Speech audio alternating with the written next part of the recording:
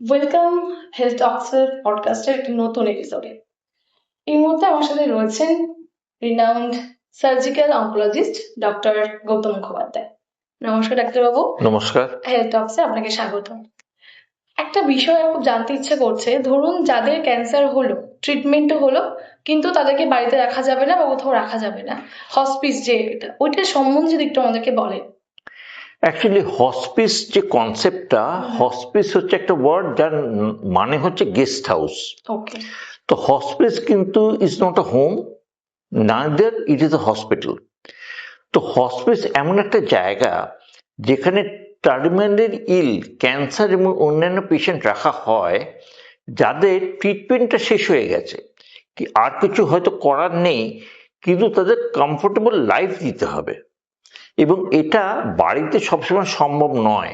তার কারণ হচ্ছে যে বাড়িতে সবাই কাজ করে, সবাইকে বেরোতে হয়, এবং এই হোম কেয়ার ফর টার্মিনাল ইল এটা সব ক্ষেত্রে কিন্তু ইন্স্যুরেন্স কভার করে না।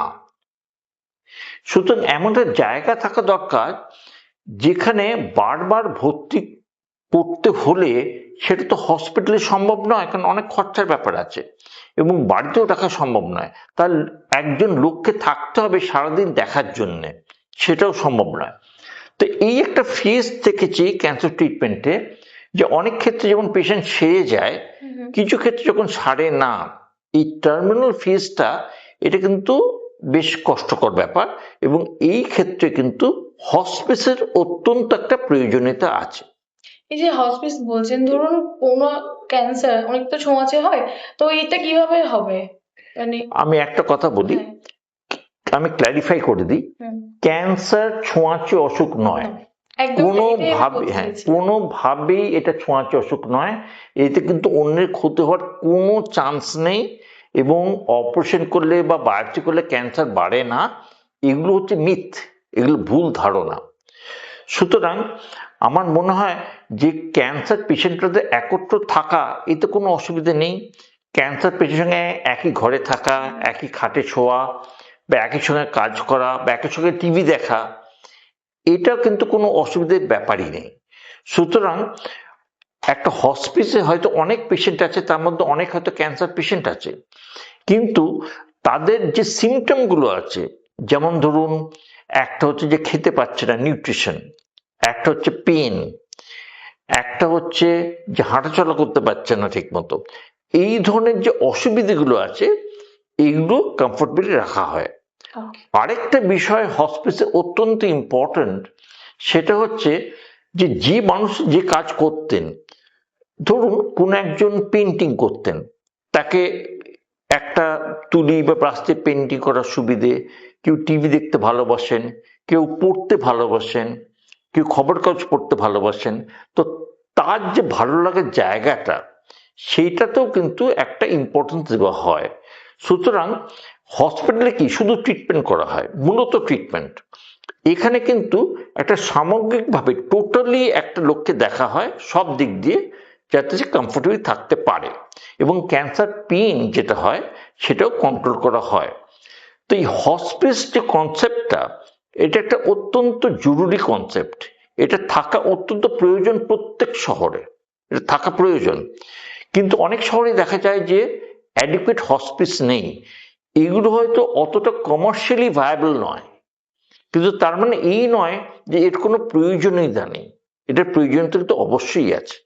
আপনি যেমনটা বললেন যে হসপিস অনেক শহরে নেই, তাহলে আমাদের কলকাতা শহরে কি রয়েছে হসপিস?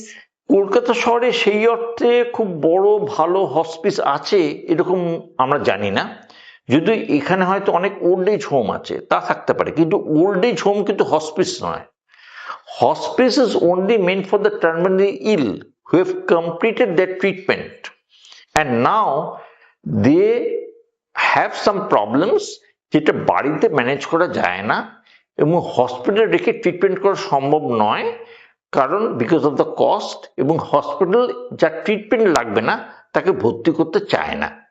তো হসপিস এমন একটা জায়গা যেটা কিন্তু আমি বলবো একটা গুড সার্ভিস টু সোসাইটি, সেটা কিন্তু সব শহরেই থাকা উচিত, যেমন মুম্বাইতে আছে, দিল্লিতে আছে, এখানেও কিন্তু হসপিস হওয়া অত্যন্ত প্রয়োজন। এই যে হসপিসে যেটা আপনি বললেন কনসেপ্টটা ভীষণ ভালো লাগলো, কিন্তু ডাক্তারবাবু অনেকেই আছেন যারা অনেক গরিব ফ্যামিলি থেকে বিলং করে, তাদের কি হসপিসে থাকতে পারবে? মানে কতটা কি খরচ হতে পারে যদি সাধারণ দর্শককে বলেন আমাদের। এটা খুব ভালো প্রশ্ন। আমি একটা কথা বলি যে হসপিস কিন্তু অত খরচা সাপেক্ষ হয় না। হসপিটালের যে খরচা সেটা কিন্তু হসপিসে হয় না। অনেক জায়গায় আছে আমাদের দেশে, বম্বেতে আমি জানি একটি প্রথম হসপিস হয়েছিল, তার নাম শান্তি অভিদানা, ব্যান্ড্রা বলে একটা জায়গায় হয়েছিল, এবং ওটা এখনো আছে। ওটা কিন্তু free of cost, is manage by charities বা মিশনারিজ, এবং এটা কিন্তু অনেক লো কস্টে হয়। হয়তো কমার্শিয়ালি অত ভায়াবল নয় বলেই হয়তো হসপিস এখানে নেই সেভাবে, কিন্তু হসপিসের রিকোয়ারমেন্টটা কিন্তু অপরিসীম, এটা কিন্তু খুবই প্রয়োজন।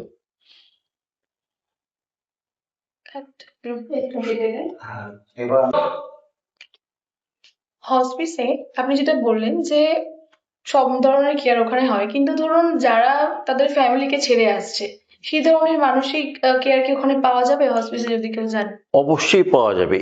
I will explain that. সেটা হচ্ছে যে হসপিস এমন একটা জায়গা নয় যে ওখানে দিয়ে আসা হলো আর থেকে গেল সারা জীবন, তা নয়। একটু ভালো হলে বাড়িতে থাকা যাবে, বাড়িতে ছুটির সময় লোক থাকবে, বা বাঙালিদের পুজোর সময় লোক থাকবে, তখন বাড়িতে রাখা হলো যখন সম্ভব। কিন্তু যখন সম্ভব নয় তখন কিন্তু তাকে হসপিসে দিয়ে আসা হয় এবং সেভাবে থাকে।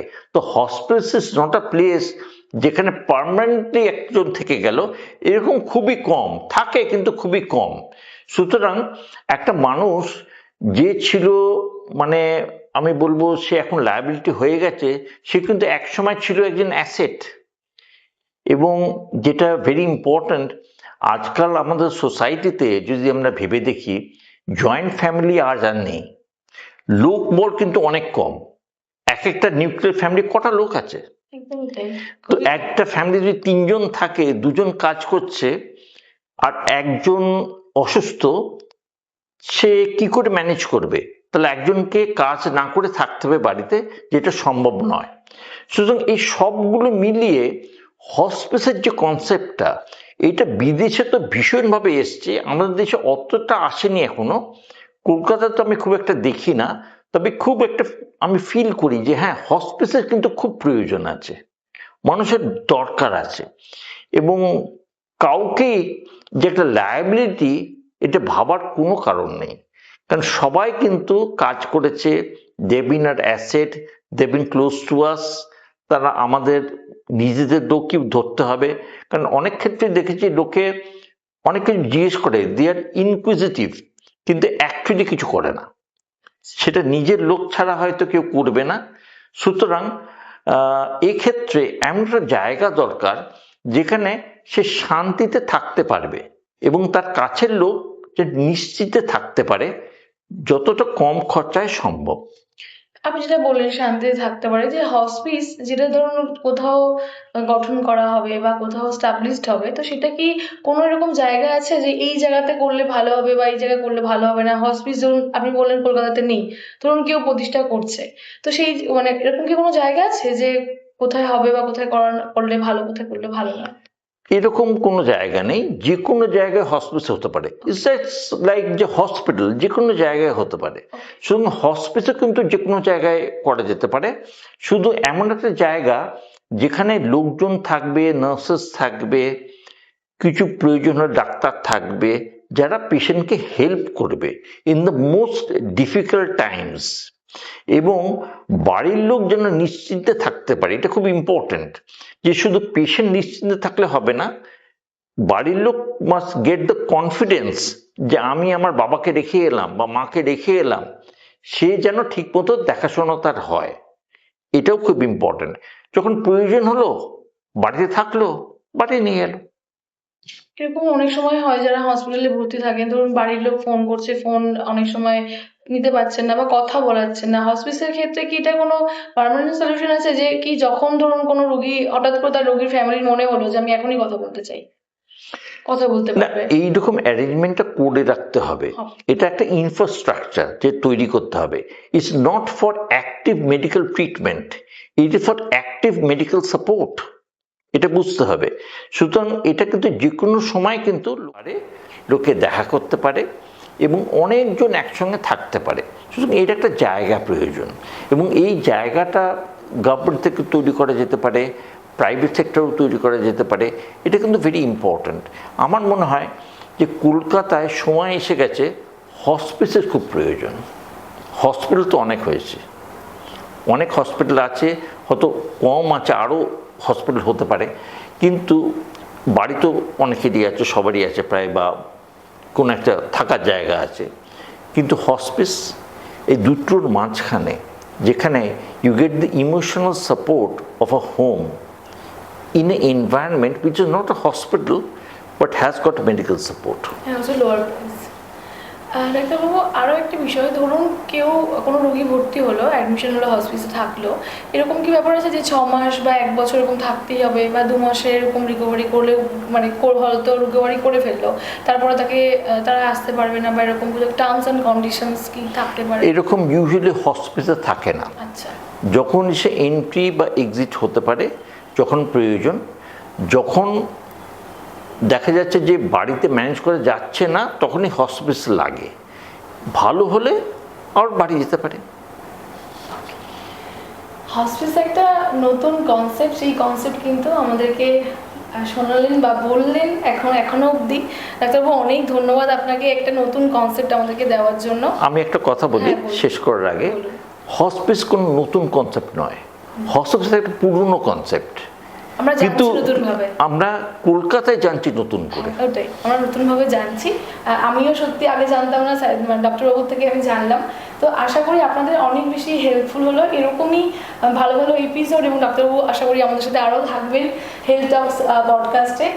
তা অবশ্যই কী করতে হবে, হেলথ টক্স পডকাস্টকে সাবস্ক্রাইব করতে হবে, লাইক করতে হবে, কমেন্ট করতে হবে, আর হ্যাঁ, অবশ্যই কী কী বিষয়ে আরও জানতে চান ডক্টরবাবুর থেকে অবশ্যই আমাদেরকে জানাতে হবে। ধন্যবাদ। নমস্কার।